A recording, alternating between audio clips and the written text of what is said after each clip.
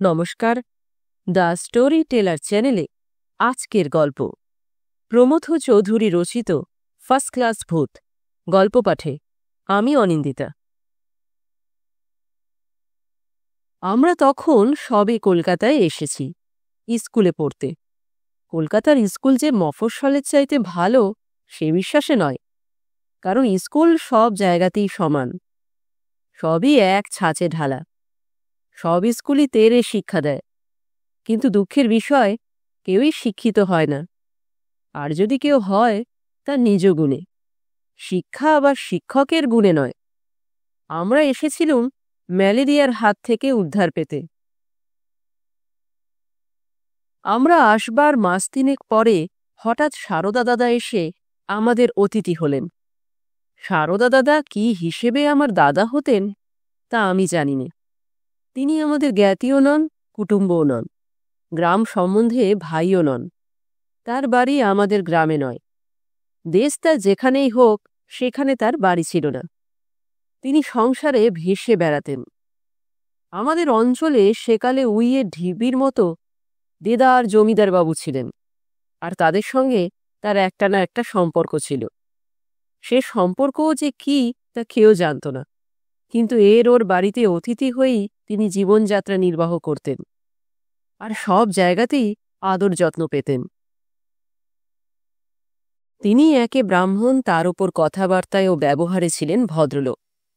তাই তিনি দাদা হন, মামা হন, দুঃসম্পর্কের শালা হন, ভগ্নিপতি হন, সকলেই তাকে অতিথি করতে প্রস্তুত ছিলেন। টাকা তিনি কারো কাছে চাইতেন না। তার নাকি কাশীতে একটি বিধবা আত্মীয়া ছিলেন, আবশ্যক হলে তার কাছ থেকেই টাকা পেতেন। সেই মহিলাটির নাম সুখদা।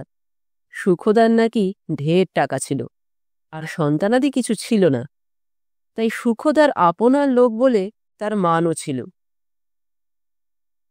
সারদা দাদার আগমনে আমরা ছেলেরা খুব খুশি হলুম, যদিও ইতিপূর্বে তাকে কখনো দেখিনি, তার নামও শুনিনি। আমাদের মনে হল তার সঙ্গে কথাবার্তা কয়ে বাঁচব। কলকাতায় আমাদের কোনো আত্মীয় স্বজনও ছিল না, কোনো বন্ধুবান্ধবও ছিল না যার সঙ্গে দুটো কথা কয়ে সময় কাটানো যায়। আর স্কুলে সহপাঠীদের সঙ্গে গল্প করেও চমৎকৃত হতুম না, কারণ সেকালে কলকাতায় ছেলেদের কথাবার্তার রস কলকাতার দুধের মতোই ছিল নেহাত জোলো। সারদা দাদা রোজ সন্ধেবেলায় আমাদের দেদার গল্প বলতেন। জীবনে তিনি যা দেখেছেন তারই গল্প। মা অবশ্য আমাদের সতর্ক করে দিয়েছিলেন যে সারদা যা বলে তার 16 আনাই মিথ্যে, কিন্তু তাতে আমরা ভরকাইনি, কেননা মিথ্যে কথা আদালতে চলে না, কিন্তু গল্পে দিবারাত্র চলে। সে যাই হোক, সারদা দাদা বেশিরভাগ ভূতের গল্প বলতেন, তবে সে কথা আমরা মার কাছে ফাঁস করিনি। শুনেছি বাবার একজন প্রিয় তামাকলা দাদার কাছে নিত্য ভূতের গল্প বলত, ফলে দাদা নাকি রাত্রিরে এ ঘর থেকে ও ঘরে যেতে ভয় পেতেন। তারপর বাবা তার প্রিয় তামাকলার আমাদের বাড়ি আসা বন্ধ করে দিলেন। পাছে মা সারদা দাদাকে বিদায় করে দেন, এই ভয়ে মার কাছে এ গল্প সাহিত্যের আর পুনরাবৃত্তি করতুম না। তাছাড়া কলকাতা শহরে তো ভূতের ভয় নেই, রাস্তার আলো, পথের ধারে শুধু বাড়ি, জঙ্গল নেই। ভূতেরা আলোকে ভয় করে ও মানুষের চেঁচামেচিকে। কলকাতায় আলো যতটা না থাক, হল্লা দেদার আছে। অত হট্টগোলের মধ্যে ভূত আসে না। সারদা দাদা শুধু সেই সব ভূতের গল্প বলতেন যাদের তিনি স্বচক্ষে দেখেছেন।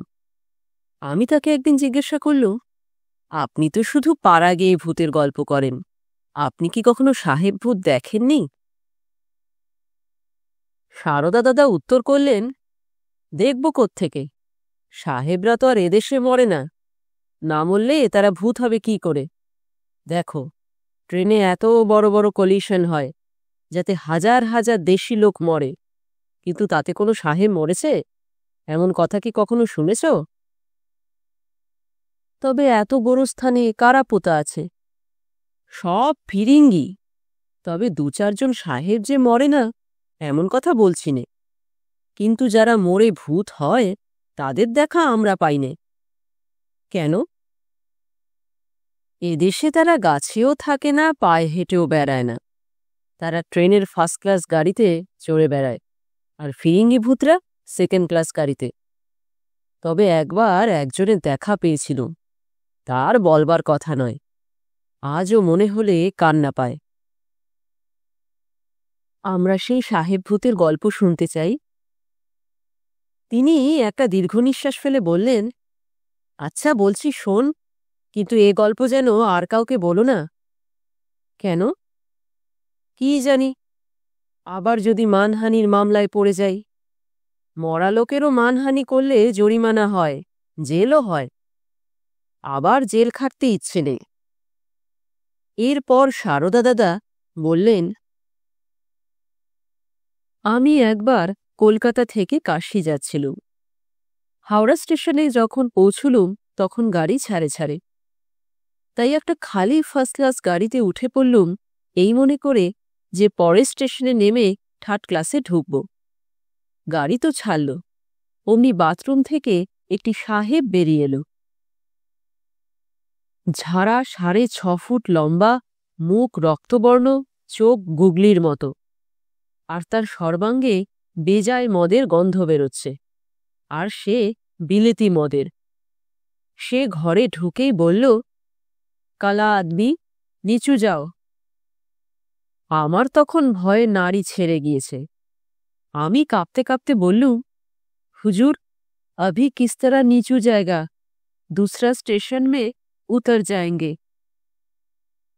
তিনি বললেন, ও हो नहीं सकता, तुम्हारा कपड़ा बहुत मैला और तुम्हारा देह में बहुत बदबू। गोसल खाना में जाके तुम्हारा कपड़ा उतार के गोसल करो और वहीं बैठे रहो। हम चला जाने से तुम गोसल खाना से निकली हो। हम जो बोलता है अभी करो, जानते हैं हम रेल का बड़ा साहेब है। আমি প্রাণের দায়ে হুজুর যা বললেন তাই করলুম। অর্থাৎ স্নানের ঘরে গিয়ে বিবস্ত্র হয়ে সে শীতের রাত্রিরে স্নান করলুম। অমনি একটা দমকা হাওয়া এসে কাপড় চোপড় সব উড়িয়ে কোথায় নিয়ে গেল। আমি বিবস্ত্র হয়ে ভিজে গায়ে গোসলখানাতেই বসে রইলুম। আর সাহেব তার কামরায় হুটোপুটি করতে লাগলেন, আর মধ্যে মধ্যে চিৎকার করে আমার প্রতি শুয়োর, গাধা, উল্লুক প্রভৃতি প্রিয় সম্ভাষণ করতে লাগলেন। আমি নীরবে সব গালিগালাজ হজম করলুম। প্রায় ঘণ্টাখানেক এইভাবে কেটে গেল। আমি ভিজে গায়ে হি হি করে কাঁপছি, সর্বাঙ্গে এক টুকরো কাপড় নেই, আর পাশের ঘরে বড় সাহেব মদ খাচ্ছেন ও লাফাচ্ছেন। মাঝপথে গাড়ি হঠাৎ মিনিট খানেকের জন্য থামল। ক্লিক করে একটা আওয়াজ হল, ছিটকিনি খোলার আওয়াজ। তারপর গাড়ি ফের চলতে লাগল। পাশের ঘরে টু শব্দ নেই। তাই আমি স্নানের ঘর থেকে বেরিয়ে সে ঘরে যাবার চেষ্টা করলুম। সর্বনাশ! বড় সাহেব স্নানের ঘরের দুয়ারে ছিটকিনি টেনে বন্ধ করে দিয়েছেন। আমি সেই অন্ধকূপের ভেতর আটক থাকলুম। আধ ঘণ্টা পর গাড়ি বর্ধমানে এসে পৌঁছল, আর আমি বাথরুমে জানলা দিয়ে মুখ বাড়িয়ে যা থাকে কপালে ভেবে কুলি কুলি বলে চিৎকার করতে লাগলুম। তারপর একজন কুলি এসে ছিটকিনি খুলে আলো জেলে আমাকে বিবস্ত্র অবস্থায় দেখে ভূত ভেবে ভয় পালিয়ে গেল। শেষটায় স্টেশন মাস্টার বাবু এসে ভূত তেহি হ্যায়, চোর হ্যায় বলাতে কুলিরা পাশের ঘরে ঢুকে আমাকে মারতে মারতে আধমরা করে প্ল্যাটফর্মের ওপর টেনে নিয়ে গেল। স্টেশনবাবু বললেন, শিগগির ওকে একটা কাপড় পরিয়ে দে। যদি কোনো মেম সাহেব হঠাৎ এসে উলঙ্গ মূর্তি দেখে মূর্ছা যান, তাহলে আমার চাকরি যাবে। একজন যাত্রী আমাকে একটি শাড়ি দিল। সেই শাড়িখানি পরে আমি স্টেশনবাবুকে সব কথা বললুম। তিনি বললেন যে রেলের বড় সাহেব এখন সিমলায়। তাছাড়া এ ট্রেনে কোনো সাহেব আসেও নি, কোথাও নেমেও যায়নি। এখন বুঝলুম, যার হাতে আমি নাস্তানাবুদ হয়েছি সে সাহেব নয়, সাহেবের ভূত। তারপর স্টেশনবাবু আমাকে থানায় পাঠিয়ে দিলেন। সেখানেও প্রথম এক পত্তন মার হল, তারপর দারোগা বাবুর জেরা।